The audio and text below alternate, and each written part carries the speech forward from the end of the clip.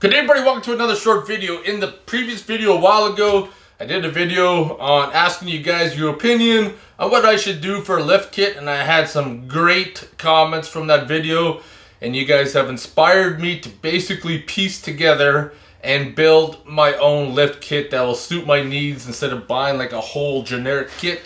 So this video, we're going to talk about the 8.8 rear end that I got, and we're going to maybe throw out some ideas on what I should do with that axle, as far as, do I just rebuild the limited slip? Do I do another Detroit truetrac? Do I do an aux locker?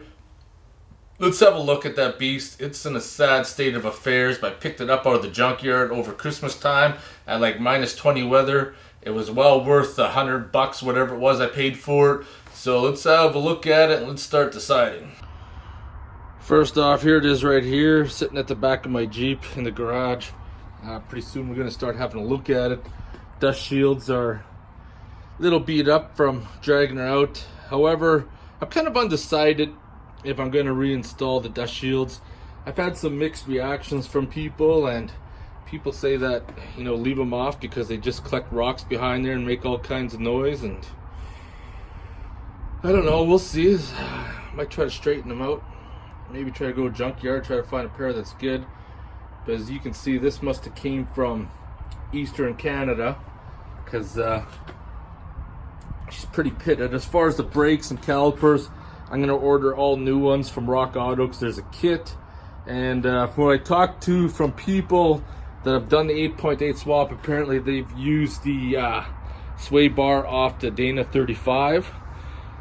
So that's what I'm going to do. The sensor, of course, is just going to stay in there. It's just going to be a plug for the whole brake lines. Everything else are going to be redone because I got an axle truss kit and everything else for that. But really deciding, you know, do I need a full locker in the back, or should I just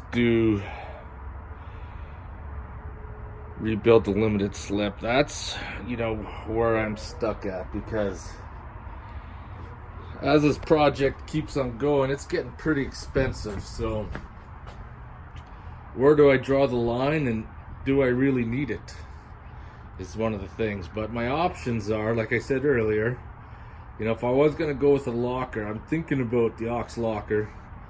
But if anybody who's had one of these, I'd like to know what you guys thought, what you guys have used, and if you'd use it again. I've already got some things I picked up.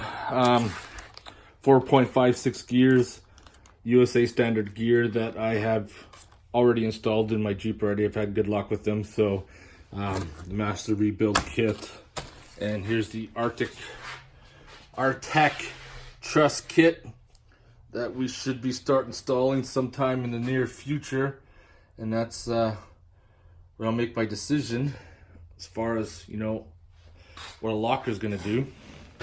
All that being said, I appreciate your guys' opinion, so please leave your comments down below, and I'll take them into consideration when the time comes to actually bite the bullet and get her done. Hope you guys enjoyed this short video. Stay tuned, because there's lots of work coming up with this LS swap.